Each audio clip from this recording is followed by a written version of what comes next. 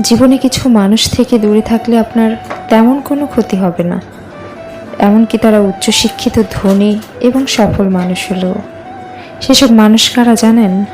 Number 1, যারা কারো বাড়িতে বা অনুষ্ঠানে খাওয়ার পর খাবারের বদনাম করে, অথচ বুঝতে চেষ্টা করে না লোকটি তার সামর্থ্যের সর্বোচ্চটা দিয়েই আয়োজনটা করেছিল।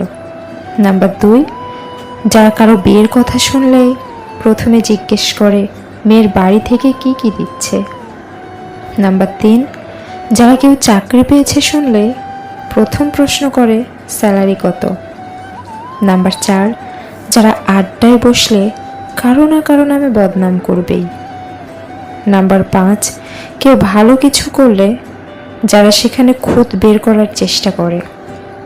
নাম্বার 6, পাশের বাড়ির মেয়েটির বিয়ে কেন হচ্ছে না, পাশের বাড়ির ছেলেটির চাকরি কেন হচ্ছে না, বিয়ের এত বছর পরও বাচ্চা কেন হচ্ছে না, এসব নিয়ে যার সারাদিন মাথা ব্যথা, তাদের সাথে আপনার সম্পর্কটা না থাকলেও আপনার তেমন কোনো ক্ষতি হবে না।